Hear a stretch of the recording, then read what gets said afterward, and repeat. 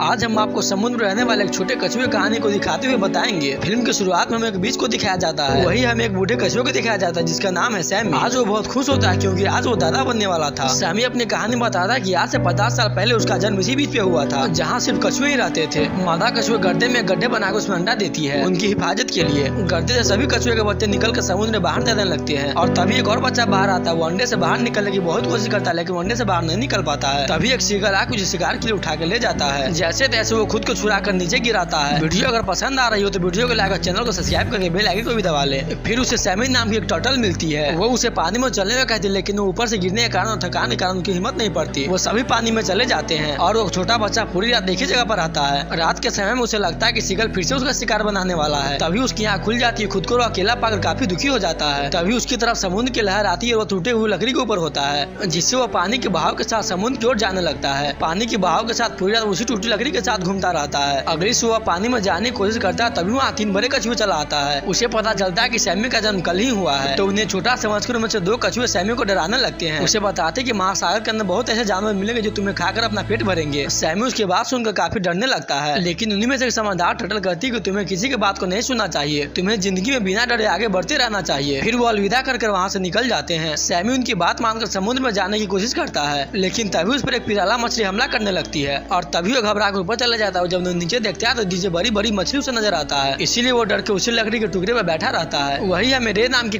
कछुए को दिखाया जाता है जो वो भी सैमी की तरह ही अकेला होता है और बाकी कछुए के साथ शामिल होने की कोशिश करता है लेकिन कोई उसे साथ नहीं रखना चाहते और सभी उसे भगा देते हैं और फिर वो सैमी से जा मिलता है। फिर बात करने के दौरान पता चलता है कि दोनों एक ही बीच पे जन्म लिए थे और एक ही टाइम पर ये जानकर वो दोनों काफी खुश हो जाते हैं और वो दोनों एक दूसरे को भाई मानने लगते हैं और साथ में रहने लगते हैं। और इस दौरान वो साथ में समुद्र के अंदर जाते हैं जहाँ उसे बहुत खूबसूरत चीज देखने को मिलती है। उसका सारा दिन ऐसे ही बीत जाता है। धीरे धीरे वो दोनों बड़े होने लगते हैं।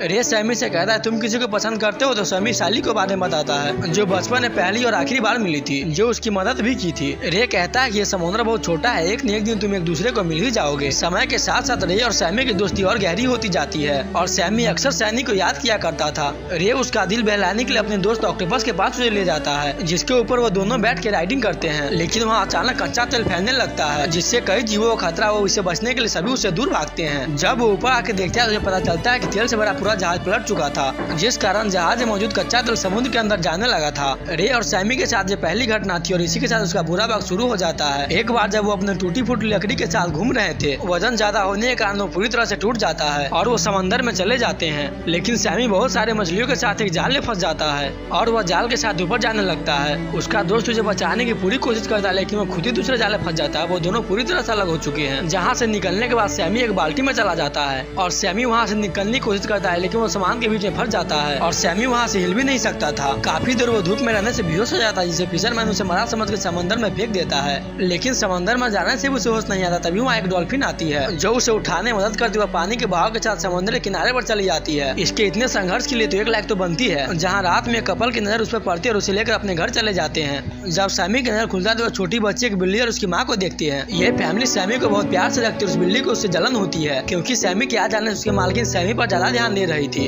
और बिल्लू से कहती है कि तुम्हें इंसानों पर भरोसा नहीं करना चाहिए क्योंकि कभी भी वो उसको दावत बना सकते हैं।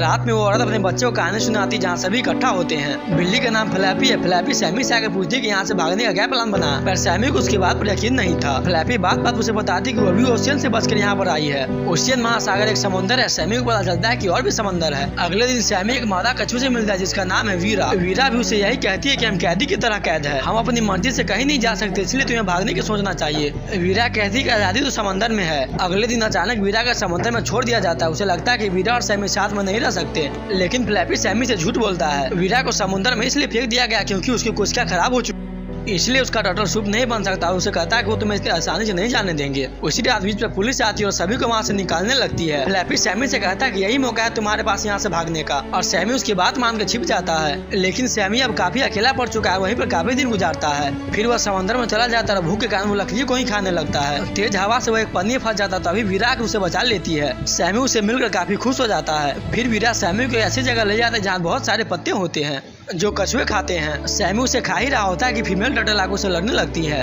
क्योंकि उसके पीछे एक शार्क पड़ी थी। सैमी उसे बचाने में मदद करता है। दोनों एक छोटे होल में छिप जाते हैं, लेकिन शार्क कभी उसका पीछा नहीं छोड़ती। तभी उस शार्क के सामने वीरा आ जाती है और शार्क को भगा देती है। फिर वीरा उस दोनों को वहीं छोड़कर चली जाती है और फिर वो दोनों आपस में बात करता है। सैमी को पता चलता है कि ये सैमी है जो बचपन में एक दूसरे एक साथ जन्म लिए थे। सैली भी उससे मिलकर बहुत खुश होती है। फिर वो दोनों साथ में समय बिताने लगते हैं। सैमी सैनी से कहता है कि मुझे पूरी दुनिया घूमना है, सारे समंदर को देखना चाहता हूँ। फिर सैनी से कहता है क्या तुम भी मेरे सफर में साथ दोगे। सैनी उसकी बात सुनकर काफी खुश हो जाती है। उसके साथ सफर में जाने के लिए तैयार हो जाती है। ये घूमने वाला सफर नहीं बल्कि पूरी जिंदगी साथ बिताने वाला सफर था। सैमी उसे कहता है पहले हमें कोई सीक्रेट जगह की तलाश करनी होगी और वो साथ में सीक्रेट प्लेस ढूंढने निकल जाते हैं। रास्ते में उसे एक सील मिलता है। दोनों सीक्रेट जगह के बारे में सील से पूछता है, लेकिन इस सील को कुछ पता नहीं होता और वो उसे एक जहाज के बारे में बताता है जहाँ इसके बारे में उसे कोई सुराग मिल सकते हैं। और वो उस जहाज को ढूंढने के लिए तैरते हुए किसी शेर के पास पहुंच जाते हैं, लेकिन वहाँ उसे कुछ नहीं मिलता। फिर वो आगे के सफर पर निकल जाते हैं, लेकिन इस बार वो जंगल में पहुंच गए थे जहाँ बहुत सारे खतरनाक जीव है और पिराला मछली की एक झुंड उसे घेर लेते हैं। लेकिन उसके शिकार करने से पहले एक बड़ी चिड़िया सैनिक को उठाकर अपने घोंसले में ले आती है और वहाँ की ऊंचाई से सैनिक को बहुत बड़ा जहाज नजर आता है, लेकिन उस पेड़ की ढाल पानी में गिर जाती है जिससे सैमी सैली से फिर जाके मिल जाता है और वो उस जहाज का पीछा करते हुए उसके करीब पहुंच जाते हैं, जिससे एक दुर्घटना से सैली सैमी से अलग हो जाती है और काफी कोशिश के बाद सैमी सैली से नहीं मिल पाता। सैली के गायब हो जाने के बाद सैमी बहुत ज्यादा उदास हो जाता है। तभी वहाँ एक बूढ़े कछुए मिलते हैं और वह उसे बताता है कि हमने एक फीमेल कछुए को देखा है जिसके शरीर पर शार्क के काटने से दूर के दांत के निशान थे। सैमी समझ जाता है कि यह सैली की बात कर रहा है। सैमी बहुत खुश हो जाता है क्योंकि सैली अभी तक जिंदा ही है। वो उसकी तलाश में समुद्र में कई दिनों से भटकता है,